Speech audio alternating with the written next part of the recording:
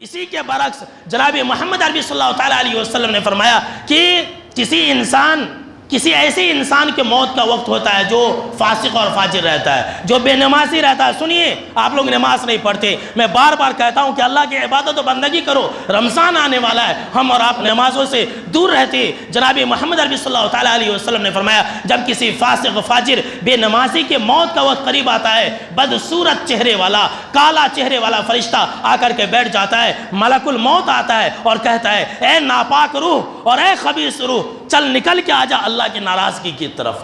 وہ روح جو ہے بدکار انسان، بے نمازی انسان کی روح اندر گھس جاتی ہے، چھپنے کی کوشش کرتی ہے، یہاں وہاں بھاگتی ہے، فرشتے بہت سختی کے ساتھ اس کی روح کو نکالتے ہیں۔ ملک الموت، آپ صلی اللہ تعالیٰ علیہ وسلم نے فرمایا کہ اس کی اتڑیاں کٹ جاتی ہے، اللہ کے پناہ، اس کی ہڈی پسلی ایک ہو جاتی ہے، وہ نکلنا نہیں چاہتی ہے۔ جیسے اس کی روح کو پکڑتے ہیں، پھر جو بدصورت فرشتہ رہتا ہے وہ بدبودار کفن لے کر کے آیا رہتا ہے، سب سے غلیظ بدبو اس سے آتی رہتی ہے۔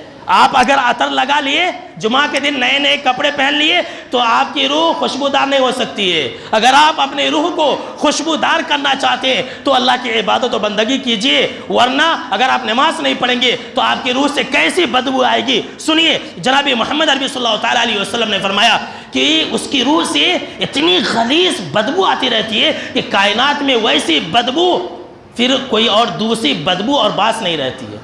اللہ کی پناہ، سارے کے سارے آسمان کے دروازے بند، فرشتے کہتے کس بدبخت اور نالائق کی یہ روح ہے۔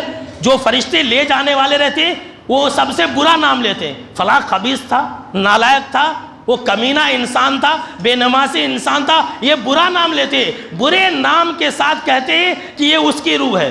دروازے، آسمان کے دروازے بند۔ اللہ یہ اعلان کرتا ہے یہ جو خبیث انسان کی روح ہے، بے نمازی انسان کی روح ہے، ناپاک انسان کی روح ہے، اس کی آتما کو تم سجین کے اندر رکھ دو۔